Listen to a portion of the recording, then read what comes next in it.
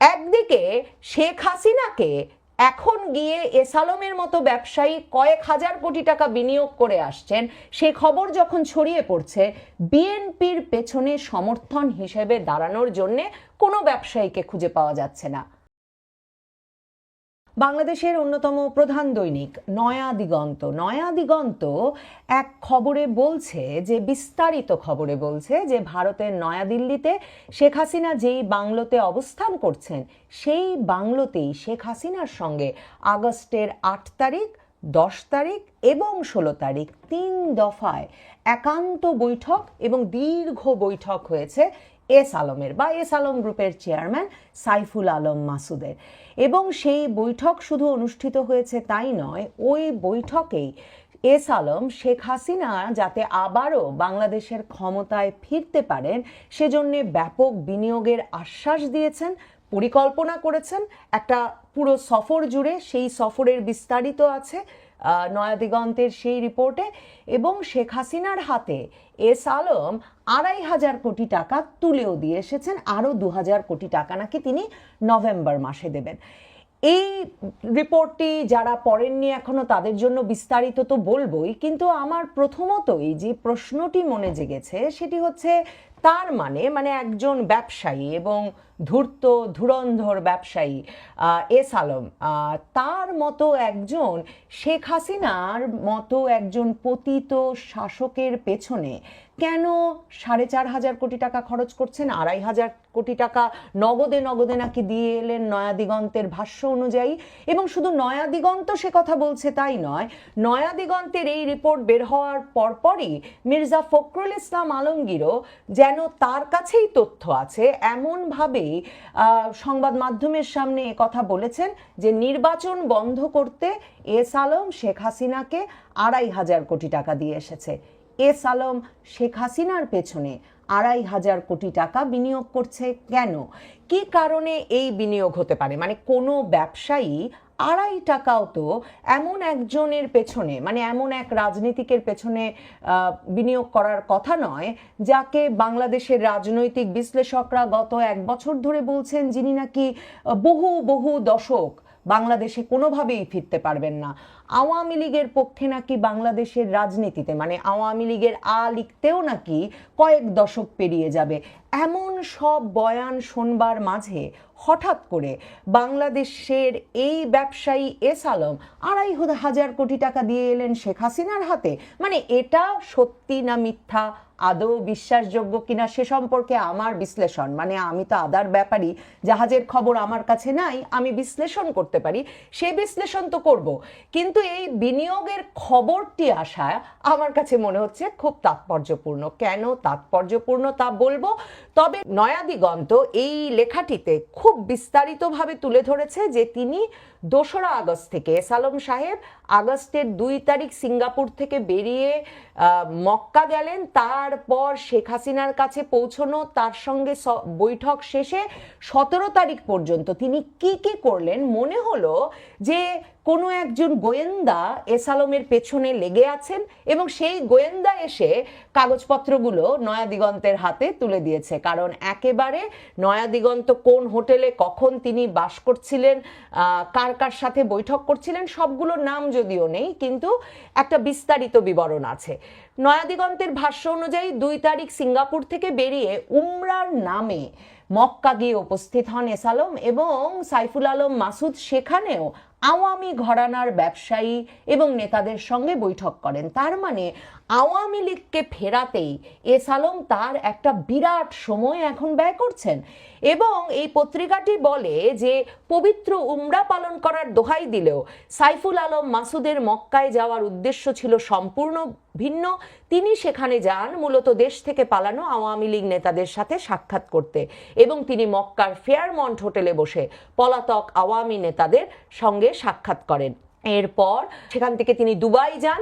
Dubai যাওয়ার পর নয়াদিগন্ত লিখছে, আরব আমিরাতের দুবাইতে কোনো রকম বিলম্ব না করে 6 আগস্ট বিশেষ ফ্লাইটে স্ত্রী সহ ভারতের রাজধানী নয়াদিল্লিতে পৌঁছান এস আলম। স্ত্রী ছাড়াও তার সঙ্গে ছিলেন তাদের ছোট ছেলে আর ইসলামী ব্যাংকের একজন সাবেক চেয়ারম্যান। সেখানে গিয়ে তিনি উঠলেন দিল্লির ওবেরয় হোটেলে। ওবেরয় হোটেলে উঠেও তিনি আওয়ামী লীগ নেতাদের সঙ্গেই সাক্ষাৎ করছেন এবং এখানে খুব উল্লেখযোগ্য 3 জন নেতার নাম কিন্তু নয়াদিগন্ত উল্লেখ করেছে, মহিবুল হাসান চৌধুরী নওফেল, জাহাঙ্গীর কবির নানক এবং মোহাম্মদ আলী আরাফাত।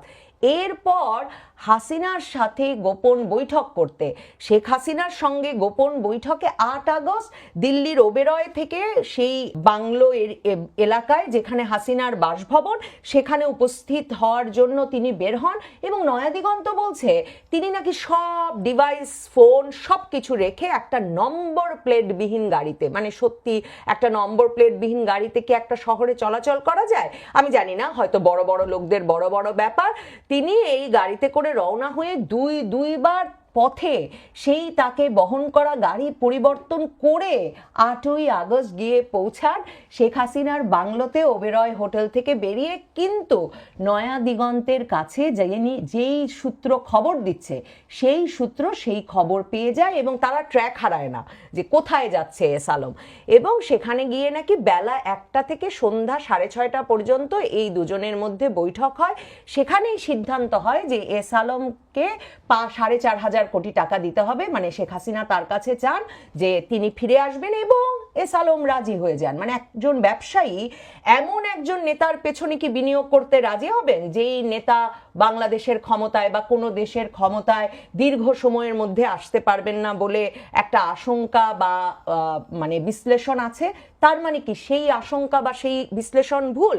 সে কারণেই এত বড় ব্যবসায়ী, ধুরন্ধর ধূর্ত ব্যবসায়ী তার পেছনে বিনিয়োগ করছেন। এবং এই বৈঠকে কি সিদ্ধান্ত হয় নয়াদিগন্ত সে কথাও লিখছে। তার মানে কি বৈঠকে উপস্থিত কারো সূত্রেই নয়াদিগন্ত এসব খবর পেয়ে যাচ্ছে?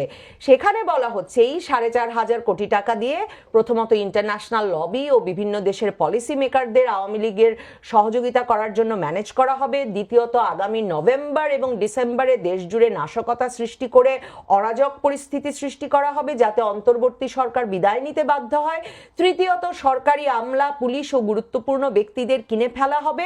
চতুর্থত আওয়ামী নেতাকর্মীদের জামিনের লক্ষ্যে খরচ করা হবে। এবং পঞ্চমত এস আলমের সুগার রিফাইনারি সহ দেশব্যাপী বিভিন্ন শিল্প প্রতিষ্ঠানের শ্রমিকদের মাধ্যমে আন্দোলন সংগঠন করা হবে। এই অর্থ গ্রহণ, বিতরণ এবং ব্যবস্থাপনা নাকি করবেন সেই 3 জন নেতা, মহিবুল হাসান চৌধুরী নওফেল, মোহাম্মদ আলী আরাফাত আর জাহাঙ্গীর কবির নানক। এখন 4,500 কোটি টাকা, মানে আমার জন্য, আমি যেহেতু কোনোদিন 4 কোটি টাকা একসাথে দেখি নাই, মানে নগদ অর্থ 1 কোটি টাকাও একসাথে কোনোদিন দেখি নাই, কাজে আমার জন্যে 4,500 কোটি টাকা অনেক বেশি মনে হতে পারে, আপনার জন্যও মনে হতে পারে। কিন্তু আমি ভাবছিলাম যে মানি মেকিং মেশিন ডক্টর ইউনুসরা তৈরি করেছেন, মানে ওই যে সার্জিস আলমের এক বন্ধু যিনি এখন উধাও, পাঠ্যপুস্তক বোর্ড থেকেই যিনি শুধুমাত্র পাঠ্যপুস্তকের কাগজের কমিশন আদায় করে নিয়ে 400 কোটি টাকা হাতিয়ে নিলেন, মানে খুবই সুফি দর্শন সেই তানভীর, কিংবা ধরুন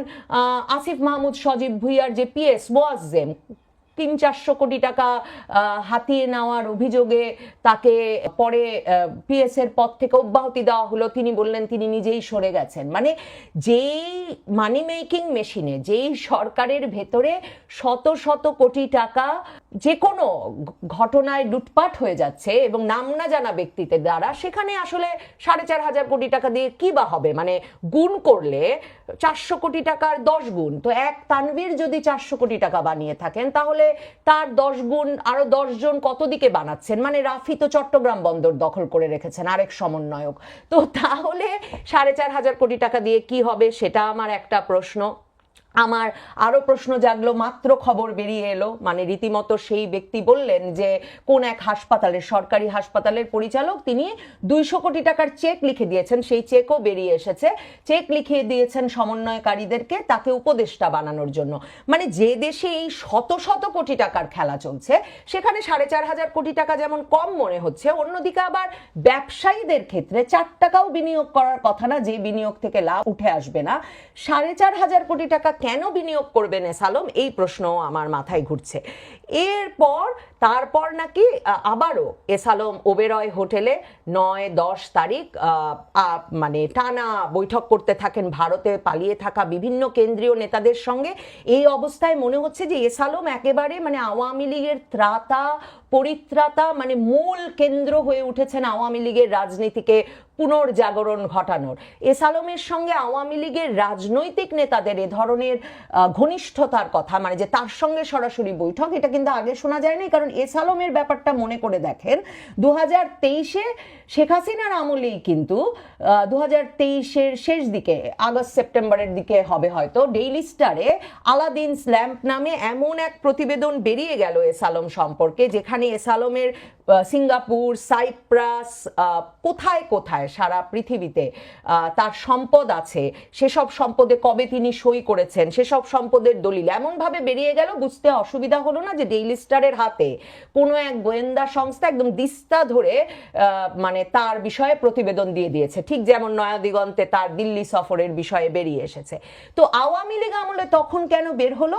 তখন কিন্তু আমরা শুনেছিলাম সাংবাদিক মহলে যে তখন 2023-এর ওই সময়টায় বিএনপি ভীষণভাবে সক্রিয় হয়ে উঠেছে রাজপথে। তারা বড় বড় জনসভা করছে, মানে খুলনা সহ আরো কয়েকটি মহানগরীতে, খুলনার কথা আমার এক্ষুনি মনে পড়ছে, যে ব্যাপক এবং বিরাট জনসভা করলো, মানে মানুষজন রাত জেগে মাঠে অবস্থান করলো পরদিনের সমাবেশের জন্যে। এই জনসমাবেশ ঘটানোর সময় নাকি এস আলম বিএনপির পাশে দাঁড়িয়েছিল। কারণ এস আলমের তখন মনে হয়েছিল যে আওয়ামী লীগ সরকারের কাছ থেকে তার যা যা পাওয়া হয়ে গেছে এবং আওয়ামী লীগ সরকার একরকম তাকে চাপের মুখে রাখছে, তার সকল কাগজপত্র তাদের হাতে চলে গেছে, সরকার পরিবর্তন করা দরকার। এবং সে কারণেই তখন ডেইলি স্টারের মাধ্যমে গোয়েন্দা সংস্থাগুলো ওই অত বড় কেলেঙ্কারির খবর আওয়ামী লীগ আমলে কিন্তু ছেপে দেয় এস আলমের নামে। এবং সেই এস আলম, এহেন এস আলম এখন গিয়ে মানে আমি জানি না, মানে গর্তে পড়া হাতি আওয়ামী লীগ তাকে উদ্ধার করতে গিয়ে উপস্থিত হয়েছেন। তার মানে আওয়ামী লীগের ঘনিষ্ঠ ব্যবসায়ীরা তো ভীষণ কৃতজ্ঞ আমি দেখছি। মানে আমরা তো গত 1 বছর ধরে শুনলাম যে আওয়ামী লীগের যেসব মন্ত্রী নেতারাও টাকা পয়সা বানিয়েছেন, কেউ নাকি কারো খোঁজ রাখছেন না, মানে কোনো আওয়ামী লীগের কোনো সংগঠন নাই।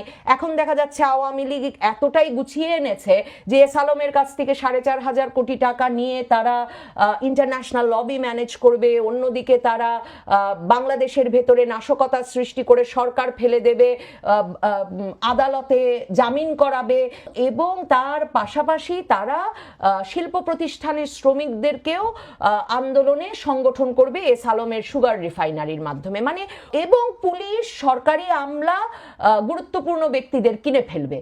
4,500 কোটি টাকা এদের কেনা যাবে কিনা, যারা 200 কোটি টাকার চেক দিয়ে দিচ্ছেন সে প্রশ্ন আবারও তুললাম। কিন্তু মানে এই পুরো ব্যাপারটাতে তো আওয়ামী লীগকে ভীষণ সংগঠিত, ভীষণ একটা বিশ্বস্ত পরিসরে দেখা যাচ্ছে, যেখানে এস আলমের মতো মানে হাজার হাজার কোটি টাকা ঢেলে ফেলতে পারবেন এমন ব্যবসায়ী আছেন, যেখানে নওফেল, আরাফাত, নানকের মতো সেই টাকা আন্তর্জাতিক পরিসরে, বাংলাদেশ পরিসরে ব্যয় করে দল এবং নেতাকর্মীকে সংগঠিত করে অন্তর্বর্তী সরকারকে ফেলে দিতে পারবেন, অন্যদিকে আদালতে কাজ করতে পারবেন। এমন মানে আমি ভীষণভাবে আওয়ামী লীগকে একটা শক্তিশালী অবস্থানে, একটা সংগঠিত অবস্থায় দেখছি এই খবর থেকে। আর আমার বারবার মনে হচ্ছে যে এই অবস্থায় না দেখলে কোনো ব্যবসায়ীর তো গিয়ে বিনিয়োগ করার কথা না শেখ হাসিনার পেছনে। এবং আমার তখন মনে হচ্ছে এই বিনিয়োগ কি তাহলে শুধু এস আলমই করবেন, নাকি শেখ হাসিনাকে বাংলাদেশের রাজনীতিতে ফিরিয়ে আনতে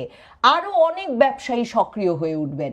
মানে আমরা তো এমনকি জুলাই আগস্ট আন্দোলনের সময় 20-21 জুলাইয়ের দিকে শেখ হাসিনার সমর্থনে বাংলাদেশের শীর্ষস্থানীয় গ্রুপগুলোর, যাদের অনেকে পরে ভীষণভাবে শেখ হাসিনা বিরোধী একটা অবস্থান নিয়েছেন 5ই আগস্টের পর, কিন্তু আমরা সবাইকে উপস্থিত দেখেছি শেখ হাসিনার কে সমর্থন জানাতে।